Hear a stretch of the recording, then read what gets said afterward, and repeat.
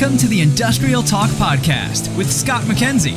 Scott is a passionate industry professional dedicated to transferring cutting-edge, industry-focused innovations and trends while highlighting the men and women who keep the world moving. So put on your hard hat, grab your work boots, and let's go. All right, once again, thank you very much for joining Industrial Talk, and thank you very much for your support of this platform that celebrates industry professionals all around the world. You know why we celebrate you? It's because you're bold, you are brave, you dare greatly, you're solving problems, you're making the world a better place, and therefore making my life easier. That's why we celebrate you on this podcast. As you can tell by the noise in the background, once again, we are broadcasting on site at FABTECH, Atlanta, Georgia. It is a must attend. If you're not here this year, you got to be here next year. So whatever that looks like, make it happen. Put it on your calendar. You will not be disappointed. All right, in the hot seat, we have a gentleman by the name of Robert Weiss. Did I get that right? Yep, you got it. We're talking about videos. We're talking about how that is important to you as a manufacturer to up your video game. So let's get cracking. Yeah, we need to. All right, we can just wrap it up right there. We just covered it there, Robert. That's it. Yeah, right. Next drop, we're done. Yeah, but we do. We have to up that game. Before we get into that conversation on how we up our marketing and video game, let's just sort of level set of who Robert is. Give us a little background, Robert. Well, that's always a loaded question. I never really Keep it simple. I am a simple guy. A president of MultiVision Digital. We're a digital marketing company. We focus only on video and video content. We've done 1,200 videos over the last 11 years. Wow. Business to business, across every business objective out there. And I think that we do a really good job of helping companies evolve into video. If you think about websites back in 2002, 2003, a lot of companies didn't have websites. They didn't feel that they needed one, and that is, indisputable now. Like everybody has a website and markets that website. Same thing with search and email marketing. These are things that companies did not do when they first came out, and it took a while for them to adopt, but they're indisputable now that is part of their go-to-market approach. And that's where video is going. Companies are adopting it now. Some are not adopting it. But in another 5 to 10 years, it'll be indisputable that you don't need just one video, but you need an ongoing cadence and flow of videos for their sales and marketing efforts. I get it, and I understand, and I'll be the first to say yes, thumbs up on all of what you just said. But for that manufacturer out there, I find that it's somewhat noisy out there. It's hard for me to find. We have a ton of great companies around here. That's all great. It's getting that attention. It's getting that notice. And we've got to do a better job at that because it's noisy. It's noisy out there. Yeah, absolutely. How do you stand out? Yeah. So take us through that. Well, you're talking about awareness right now. We're Yeah. not talking about getting somebody through the sales funnel. So let's delineate those two things. Yes. Video fits into all of those business objectives and does a better job of garnering attention, which is why you see a lot of video at trade show booths. And you see people walk by and they stop and they look at the screen so they can understand more about what that company does from maybe a product standpoint or a process standpoint. And video shows quickly. And that's garnering awareness at a trade show. If you think on the online world, and you advertise on a publication or on YouTube or Google Ad Network or any other type of network, video is going to garner that attention more so than any other medium, right? Going into the sales process, again, video is going to garner that attention because it gives people information quicker. And people want information quicker. They want to understand more. And when companies use video in the sales process, they're going to inform and educate at a higher rate than companies that don't, and thus garner that attention in the sales process. Yeah, true. Absolutely spot on. I can't argue with that. And I think that, I know for me, I will always gravitate toward a video.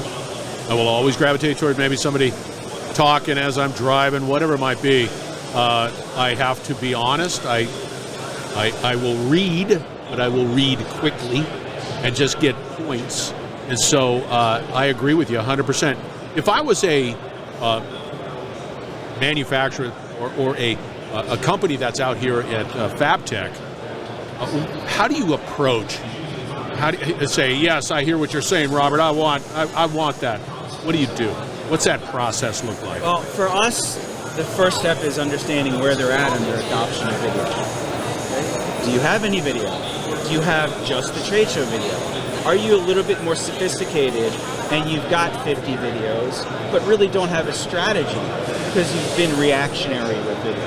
I would say 95% of the companies out there are reactionary. Oh, yeah. They're not strategically thoughtful about video.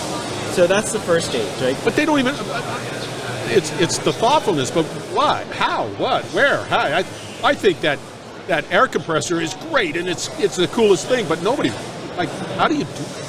That's the challenge. Yeah, that's also one of the myths about video is that there's a huge professional services component of video above and beyond the cameras and equipment that come along with it to actually just do the whole production of a video shoot.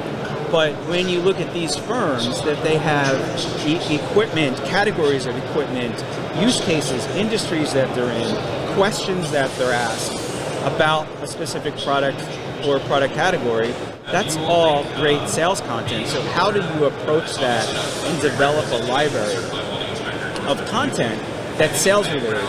We started this conversation with awareness. And if you wanted to create awareness at a trade show, you're creating one video for that use case, a trade show, right?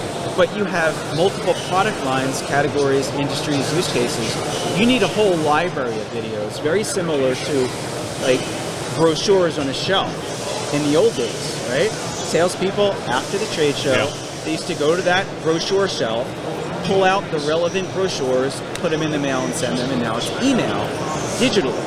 So imagine now a firm has a library of video assets ready for salespeople to pull out, right?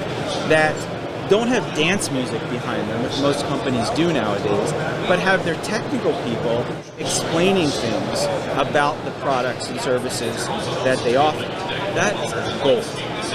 And that's kind of where the big shift is going with video for manufacturers is to, okay, I've got the video for the trade show, what do I do next? Sales videos, sales videos, sales videos. All right. So what makes a good sales video? Getting right to the point quickly. Yes. Okay. I'll be the first to... having people in the video explaining things, right? I just said a couple minutes ago, like, I've seen a lot of videos with dance music, seeing the machines work, the processes work. It shows the videos are beautiful, but they don't tell me anything.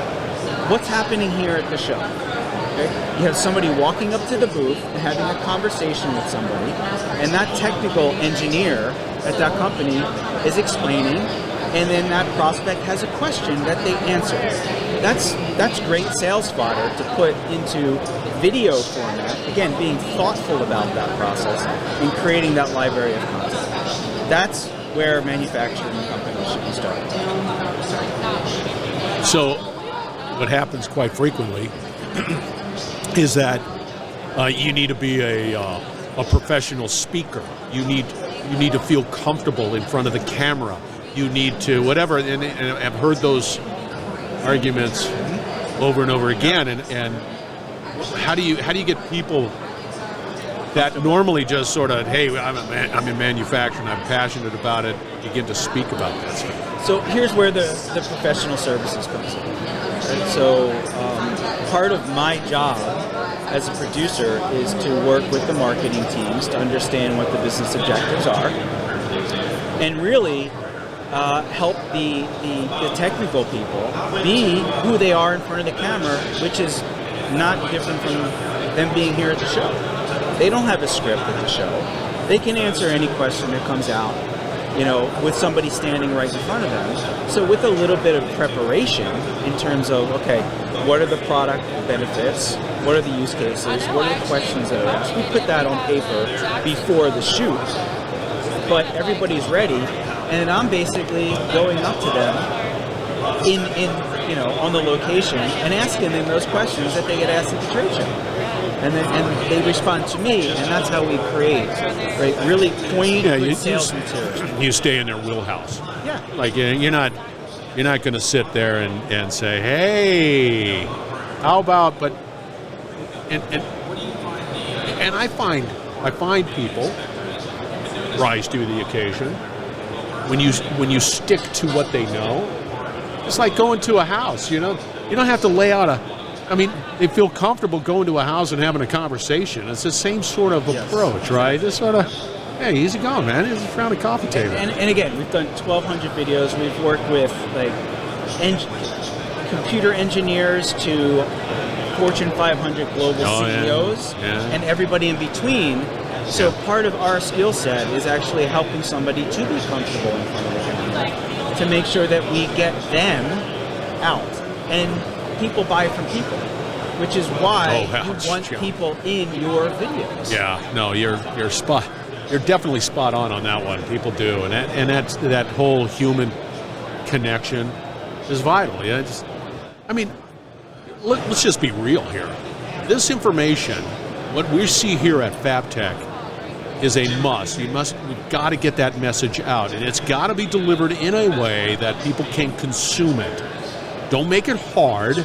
Make it entertaining to a certain extent, but just to bring it out so that they understand the transformative solutions that these individuals are bringing to the marketplace is spectacular. A lot of people that are hesitant to do video of people, one of the objections I hear is that it's going to take away from the human interaction, and it will actually add to it, because people are researching right now, all the time. So if you can build that human connection before you talk to them on the phone or Zoom or at a trade show, you're a step ahead of your competition. The reality is that we've adapted. We've had that pandemic. We've figured out how to connect with people that remotely trying. There's nothing that's going to replace the real, true human connection.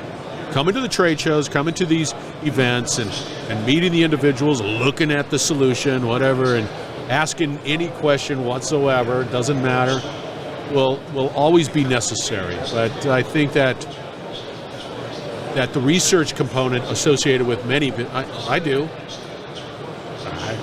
You just do it naturally. So you're recording video here, and you've done a lot of video. Yep.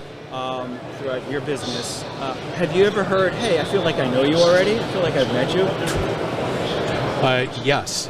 And in fact, I was at a couple of restaurants where people would say, hey, you're the Scott guy. And it's like, oh, yes, I am. Because they've seen you. Yeah, they've seen that's you exactly correct. without your hat on, with different glasses on, right? Different type of clothing. Yeah. And that happens because we do a lot of videos. We call them MultiVision minutes, for us, for our marketing.